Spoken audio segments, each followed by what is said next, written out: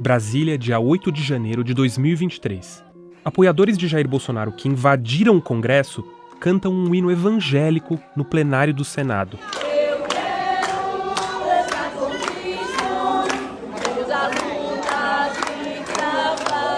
Parecia até uma igreja em dia de culto.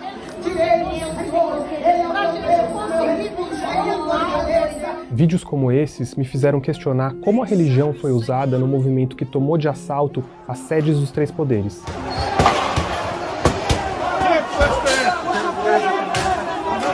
Em busca de respostas, eu encontrei uma espécie de mundo paralelo nas redes sociais. Não é difícil achar ali pessoas que se apresentam como pastores e que misturam religião e política. Então eu quero que você deixe o seu like para que você receba o recado de Deus que eu tenho para você que mora num país chamado Brasil. Mas o que chamou minha atenção foi um grupo de pregadores que na maioria das vezes nem sequer tinha templo físico e usava as redes sociais para alcançar milhões, pregando uma guerra santa contra adversários políticos. Então somente marchem! Marchem, marchem, marchem! Durante seu governo, Bolsonaro se aproximou bastante de líderes evangélicos influentes. Mas depois que ele perdeu a eleição, esse universo começou a apresentar fissuras. Enquanto alguns pastores de grandes igrejas disseram que torciam pelo sucesso do Lula, uma parte das lideranças evangélicas não quis recuar e engrossou o movimento que contestava o resultado da eleição.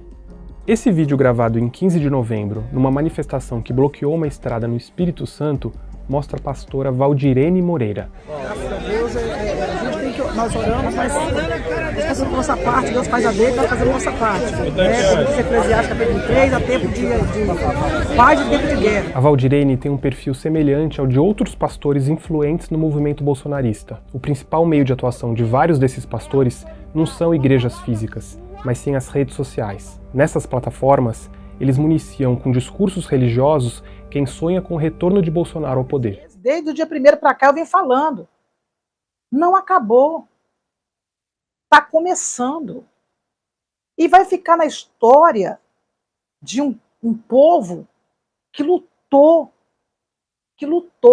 de todas as formas. Nesse vídeo gravado na noite de 8 de janeiro, Valdirene comenta as invasões que aconteceram horas antes em Brasília. Infelizmente, embora Zacarias ensine que não é por força nem por violência, muitas vezes no passado, o Senhor permitiu coisas acontecerem para que chegasse aquilo que é a vontade dele. A pastora Valdirene mora em Guarapari, uma cidade com 120 mil habitantes no Espírito Santo. Ela chegou a ter mais de 300 mil seguidores quando o YouTube derrubou o canal dela, mas ela jamais deixou de postar na plataforma. Além de publicar nos canais dos filhos, Valdirene criou 2 páginas que continuam sendo alimentadas. Eu perguntei ao YouTube por que o canal principal dela foi derrubado, mas não os outros em que ela segue publicando. O YouTube não me respondeu, mas disse que a criação de canais alternativos por quem teve a página derrubada é uma forma de burla, e que se detectar que esse foi o caso, vai derrubar as novas páginas também.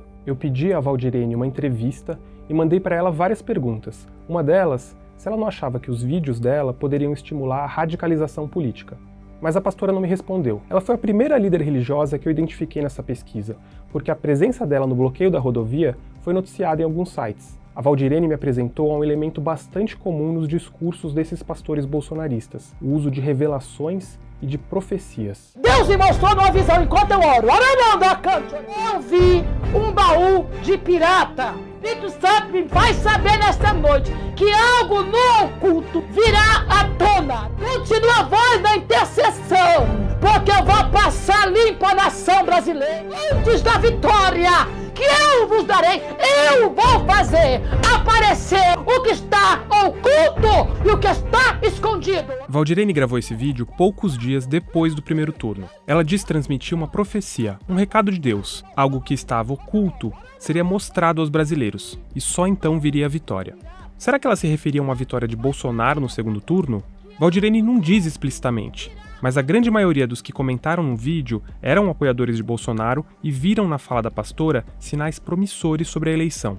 Depois que a gente tratou do caso da pastora numa reportagem em texto e num episódio do podcast Brasil Partido, a gente voltou a contatá-la para saber se ela gostaria de se manifestar, mas não houve resposta. Mas qual o peso de discursos como esse no movimento bolsonarista de hoje? E de onde surgiram esses pastores que não dependem de igrejas físicas para se projetar? Eu acho que a gente vive um pouco a era dos influenciadores, né? Abriu-se uma brecha, portanto, para figuras que não têm uma posição de liderança dentro de uma grande igreja, né, construírem um capital em torno de si a partir da atuação nas redes sociais. E por isso também não tem tanta responsabilidade também, inclusive em termos legais. Para o professor Vinícius do Vale, a dinâmica das redes sociais também explica o surgimento desse tipo de discurso. Para os pastores que têm a sua maior diálogo, maior atuação nas redes sociais, há até um estímulo para você ser mais radicalizado, porque as redes sociais são um ambiente que trazem essa radicalização maior, esse extremismo maior. Eu imagino que numa pequena igreja, se o pastor ele tem uma atuação muito forte nas redes sociais, de repente ele consegue, inclusive, uma renda maior dos canais virtuais, né, do YouTube, de publicidade, etc., né, do que propriamente da sua igreja. Eu mandei para o YouTube os canais dos pastores que eu cito nessa reportagem e perguntei se eles são monetizados, ou seja, se eles recebem um valor proporcional à audiência dos canais. Mas o YouTube me disse que não podia me responder por uma questão de confidencialidade contratual. Um dos canais que eu mandei para eles era o deste pastor aqui. Pai do Senhor e Salvador Jesus, olha, deixa eu dizer, eu resolvi vir aqui hoje te contar um sonho que eu tive. Reginaldo Rolim já foi vereador de Fortaleza e se define como apóstolo e profeta no Ministério Atalaia do Deus Vivo, uma pequena igreja no Ceará. Eu vi que Bolsonaro não ganhava a eleição. E que ganhava a eleição que estava lá era Lula. Só que, na realidade, Lula não ganhava essas eleições. Quem ganha, na realidade, é Bolsonaro. Só que os jornais e as matérias iriam dar que Lula estava ganhando a eleição. Nesse vídeo, gravado pouco antes da eleição, ele fala de uma revelação que teria recebido de Deus. Muitas pessoas dizem que Bolsonaro ia assinar a caneta e ia dar um golpe militar. Só que eu via que o exército é que tomava frente e intervia nas eleições e divulgava algo que estava em oculto e que estava sendo tramado há muito tempo atrás. Reginaldo vai além e associa a candidatura de Lula a uma grande conspiração demoníaca. Vi também nesse sonho que o governo do PT, há muitos e muitos anos, colocou instrumentos, sabe? Mas eu não via como seres humanos, eu via como espírito, como demônio. Que os demônios entravam dentro de instituições no governo brasileiro, tanto no Poder Judiciário, como Supremo, como Primeira, Segunda, Terceira Corte, e que o Lula fazia um pacto com ele, mas eu não vi o Lula, eu vi um espírito. Que esse espírito fazia um pacto com os outros espíritos, para que esse espírito que estava representando, isso é um sonho, representando a pessoa de Lula, assumisse a presidência da República. O Reginaldo não respondeu um pedido de entrevista que eu fiz para tratar dessas declarações. Uma das perguntas que ficaram sem resposta foi se ele não achava que essas mensagens estimulavam um movimento que resultou nas invasões em Brasília.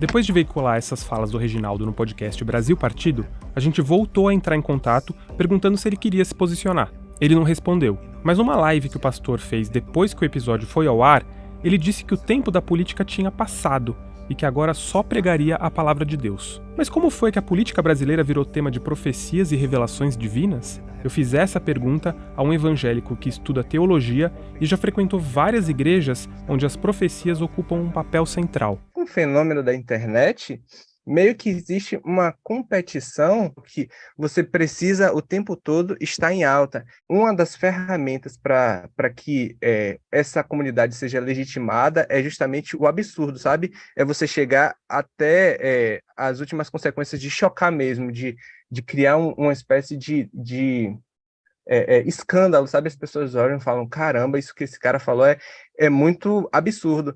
E aí, é a partir desse momento que elas começam a olhar para ele como uma figura meio mística, sabe? A fala do Luiz Guilherme sobre profecias que chocam fez ainda mais sentido para mim depois que eu descobri no YouTube um pastor chamado Marcelo de Carvalho. Eu normalmente nunca fico nervoso ou ansioso para fazer uma live. Nunca fico, mas essa live especificamente, eu não vou dizer nervoso nem ansioso, eu fiquei um pouquinho tenso. Tenso com o recado que Deus tem para você. Amém? Marcelo de Carvalho mora em Santa Catarina e é pastor no Ministério Ciência da Profecia. Ele tem mais de 200 mil seguidores no YouTube. A bandeira do Brasil não será mais verde e amarelo, ou verde e amarela. A bandeira do Brasil vai mudar as suas cores. Já mandaram fazer as novas bandeiras do Brasil. As novas bandeiras do Brasil serão vermelhas. Esse vídeo foi gravado no início de janeiro. Importante dizer que o Lula nunca propôs mudar a bandeira brasileira e nem há sinais de que ele vai tentar fazer algo do tipo, ainda que o vermelho seja realmente uma cor associada à esquerda mundialmente. Mas a fala do pastor fica ainda mais gráfica. Deus mostrou o mapa do Brasil e Deus mostrou rachaduras em todos os lugares do mapa do Brasil. Deus mostrou as árvores sendo engolidas por essas rachaduras. Significa que o Brasil será destruído. Você está ouvindo o que eu estou falando? Tem uma diferença grande entre o discurso do pastor Marcelo e o de outros líderes religiosos que eu achei nessa pesquisa. Os outros pastores falam de cenários em que Deus intervém para botar o Brasil em rumos que eles consideram corretos. Já o Marcelo descreve uma situação bem mais sombria, em que Deus decide punir o Brasil por causa da eleição. O Brasil está derrotado. Você tem alguma esperança? Eu estou matando a tua esperança hoje. Deus está mandando eu matar a tua esperança hoje. Mas eis que nesse cenário de desesperança e punição divina narrado pelo pastor, surge uma saída. Esse é o curso Como se Preparar e Sobreviver ao que está vindo. Um curso que eu lancei no dia 2 de outubro. Diante dessa sentença que Deus deu, Deus me mandou fazer o seguinte. O curso estava concluído, certo? Mas agora, em função do novo governo, em função do que Deus mostrou, Deus colocou no meu coração fazer o seguinte: eu vou começar a acrescentar materiais dentro desse curso. Ele tem o valor de 389 ou 12 vezes de R$ 38. Parcelado, você consegue parcelar apenas no cartão de crédito. Ou seja, o Marcelo diz que Deus vai destruir o Brasil, mas que quem pagar R$ 389 para fazer esse curso pode escapar. Eu mandei um e-mail para o pastor Marcelo com várias perguntas sobre essa gravação e sobre o curso dele. Então ele tirou o vídeo do ar e respondeu dizendo que, na verdade, as revelações não eram dele, mas de outra pessoa. Mas veja de novo este trecho em que ele diz claramente que recebeu as mensagens de Deus. Há 2 dias atrás, eu estava na madrugada, era por volta de mais ou menos 1h30, 1h20 da madrugada, e eu recebi um recado, uma revelação de Deus, e eu vou citar essa revelação para você. Sobre o curso, o Marcelo disse que ele basicamente contém aulas de educação financeira e de cultivo de alimentos. Ele também afirmou que não tem qualquer relação com os outros pastores que eu cito aqui, disse que sempre pregou o respeito à vitória do Lula e que nunca incitou os fiéis a se insurgir contra o novo governo. Que Deus te abençoe. Até o próximo vídeo. Até a próxima live. Em nome do Senhor dos Exércitos. Em nome do Senhor Jesus Cristo. Depois de ver vários vídeos como esse, eu perguntei ao YouTube se eles sabem que sua plataforma tem sido usada para difundir discursos religiosos que podem alimentar a violência política no Brasil. Também perguntei o que a empresa está fazendo para impedir isso. Uma porta-voz do YouTube então me telefonou. Ela disse que eu não poderia gravar a entrevista, mas que eu poderia citar as falas dela. Ela disse que o YouTube tenta equilibrar o combate à desinformação com o respeito à liberdade religiosa e que a plataforma usa vários mecanismos para tirar do ar vídeos com informações falsas sobre a eleição. Mas como eu percebi nessa pesquisa, às vezes basta que um vídeo fique algumas horas no ar para alcançar dezenas de milhares de pessoas e cumprir seu objetivo. Enquanto o YouTube não tem dado conta de bloquear todos os vídeos que violam suas regras, há pessoas na comunidade evangélica usando a plataforma para alertar fiéis sobre o que elas chamam de falsas profecias. Comecei a fazer esse conteúdo aí para abrir os olhos das pessoas sobre esse engano aí da religião, que muitas pessoas usam o nome de Deus para enganar as pessoas, entendeu? O Eric Ribeiro diz que virou evangélico depois de levar 10 tiros e passar 3 meses em coma. Mas em pouco tempo ele descobriu nesse universo coisas que o desagradaram. Tem pessoas que gostam de ouvir aquilo, ela quer ouvir aquilo que ela quer. Eu quero ouvir que Bolsonaro vai ser o presidente. Então a pessoa que vem com aquilo ali, ela vai seguir aquela pessoa. É isso mesmo, é isso mesmo. Você está me entendendo? Ela prefere viver no engano mesmo. Ela disse, eu quero ser enganada. O Eric diz que muita gente que chega no canal dele agradece por ele expor inconsistências nos discursos desses pastores. É triste. Tem pessoas chegar no meu canal e dizer, meu irmão, muito obrigado, que minha mãe está em depressão por causa disso aí. Minha mãe tem 84 anos e viu esse cara falando aqui que Deus ia acabar com o Brasil. Minha mãe entrou em choque aqui. É porque, meu irmão, infelizmente, muitas pessoas não vê o mal com essas pessoas. E a mente fica cauterizada, cara. É como se fosse um açúcar. Não tem a pessoa que é viciada em açúcar? Então, quem consome esses conteúdos se avicia nisso aí. A maioria das pessoas que seguem esse povo aí tem problemas sérios, não dorme, todo dia está sonhando com uma coisa, com outra, todo dia está tendo alucinações. No canal dele no YouTube, o Eric lista dezenas de pastores que, segundo ele, fizeram profecias que nunca se realizaram. Nenhuma pessoa é tão citada no canal quanto um pastor chamado Sandro Rocha. Nós subimos um degrau na escala Richter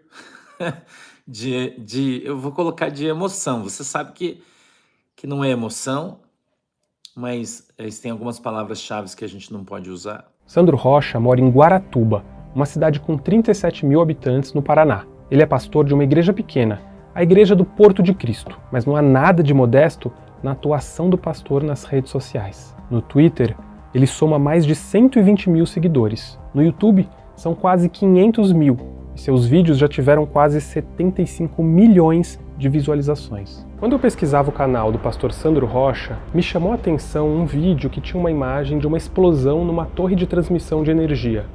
Dias antes, 3 torres de transmissão haviam sido derrubadas em diferentes partes do país. Eu cliquei no vídeo. Quem é que está agindo? É Deus, você não tenha dúvida nenhuma. É Deus. Sandro cita a derrubada das torres como um dos sinais de uma grande mudança que estaria em curso e que, segundo ele, seria chancelada por Deus. Que o nosso exército não é representado por alguns generais que estão lá em cima. Eles estão perdendo o comando da tropa. Entendeu? A coisa tá bem para eles, né? Tá bem complicada. Entendeu? Sandro não se atém a discursos religiosos nas redes sociais. No Twitter, onde ele usa seu segundo nome, Maurício Rocha, o pastor foi um grande difusor do discurso de que Bolsonaro não deixaria a cadeira presidencial. Em 28 de dezembro, ele escreveu: "Como eu disse, o chefe não saiu e não vai sair. Nem um passo daremos atrás." Antes disso, em novembro, o pastor postou no Twitter fotos dele em bloqueios de rodovias com a hashtag Intervenção Militar. E Sandro Rocha foi um dos primeiros a espalhar uma das informações falsas que mais circularam em grupos bolsonaristas naqueles dias, a de que Lula tinha morrido e estava sendo substituído por um sósia. Eu perguntei ao Twitter e ao YouTube se as falas do pastor não violavam as regras das empresas, mas elas não me responderam. Nos perfis que ele mantém nas duas plataformas, o pastor Sandro Rocha também diz fazer profecias. São dele alguns dos vídeos mais impactantes que eu encontrei nessa pesquisa. Eu vi o STF, eu vi como se fosse uma caverna embaixo, né? Caverna do pirata embaixo, com um monte de barril de pólvora amarrado um no outro com estopim. Nessa gravação de 2020, Sandro fala com o ativista bolsonarista Oswaldo Eustáquio, que foi preso naquele ano acusado de organizar atos antidemocráticos. O Oswaldo Eustáquio diz que a prisão foi arbitrária e que não havia denúncias de crimes contra ele. Na conversa com Eustáquio, Sandro Rocha fala de uma suposta revelação sobre o Supremo Tribunal Federal que ele diz ter recebido de Deus. Ali explodiu uma bomba, ficou a mesma coisa, como se explodisse uma bomba atômica, assim, e fica tudo preto, queimado, e não fica nada, assim, fica só carvão no chão, né? Então essa foi a visão que eu tive, só carvão, e eu via 4 forcas e 4 pessoas enforcadas nessa forca, não? Mais uma vez eu vou dizer, não sei quem são, né? Ou quem eram, quem estavam ali, eu não sei. Foi uma visão que eu tive. e o Espírito Santo frisava para mim, dizendo assim, ó, todos acham que são 3, mas vão ser 4. Nesse trecho, o pastor fala de outra suposta revelação, essa sobre o Congresso. Desta vez, ele levantava a espada e estava na posição de ataque. E quando ele entrava, ele entrou no Congresso, esse anjo. Eu vi ele entrando. Né? E tinha sangue no chão. Eu vi sangue no chão. Né? Então, no Congresso, eu vi esse anjo, um anjo de Deus, né? Um anjo de Deus. E o anjo com a espada em posição de ataque. Sim. Vai entrar no Congresso também. A última suposta visão do pastor é sobre o exército. E eu vi eles marchando e faziam um grande barulho na rua, né? E vai começar aqui no sul. Vou avisar você já, porque quando acontecer você vai saber que eu te falei, né? Eu vou dizer mais uma coisa para você aí. Muita gente vai morrer, Oswaldo. Vai haver uma guerra no Brasil. O Espírito Santo disse para mim claramente, ele disse, irmãos vão matar irmãos. Teremos uma revolução no Brasil. Vai ser uma guerra. Existem grupos, escuta que eu vou falar, está no vídeo. Se você ouvir o vídeo com atenção, você vai ouvir. Grupos armados esperando a hora para que isso aconteça. Vamos, gente! Vamos! Explosão no Supremo, ataque ao Congresso e o exército marchando nas ruas. Difícil não ver na fala do pastor o roteiro desejado por muitos que invadiram as sedes dos 3 poderes. Eu mandei um e-mail ao Sandro perguntando se essas falas não estimulavam a violência. Também perguntei sobre profecias dele que jamais se realizaram, como a de que Bolsonaro não deixaria o poder. Mas o pastor não me respondeu. Agora vai ser luta aí, você já sabe disso, né? Todo mundo, cada um no seu canto lutando aí. Agora não tem ninguém sem luta, né? Não é?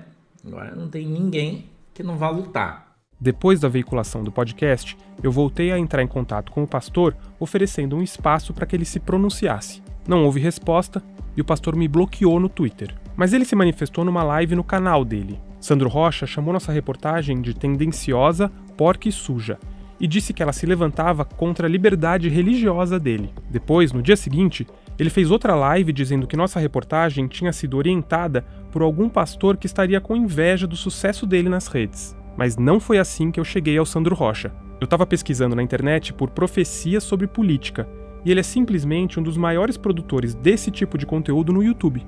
Mas o que separa discursos de um líder religioso de ações antidemocráticas? E quais são os limites entre liberdade religiosa e a proteção ao Estado de Direito? Quando você começa a incitar os fiéis à prática de crimes, você ultrapassa os limites de uma liberdade religiosa. Porque todo direito fundamental, ele tem como característica não ser ilimitado. Se nós temos a liberdade religiosa, nós também temos a liberdade de todos os cidadãos brasileiros de poderem contribuir com o Estado social e democrático de direito vigente e não sofrer intimidações. Eu mandei a Celeste os vídeos dos pastores. Ela me disse que, como não atua no caso, não se sente à vontade para opinar se há crimes envolvidos, mas ela entende que os vídeos precisam ser analisados pelos investigadores dos atos de 8 de janeiro para que se avalie se eles se enquadram na lei antiterrorismo ou em outros crimes do Código Penal. O movimento bolsonarista que invadiu as sedes dos 3 poderes não é formado só por religiosos, mas é inegável que parte desse movimento abraçou conceitos religiosos, como a ideia de que há uma disputa do bem contra o mal, de que coisas improváveis podem acontecer a qualquer momento e de que há uma grande trama oculta às pessoas comuns. A atuação desses pastores joga a luz num debate global sobre liberdade de expressão nas redes sociais. Como agir nos momentos em que a liberdade religiosa se choca com outros direitos? A moderação dessas plataformas deve continuar apenas nas mãos das empresas que as gerenciam?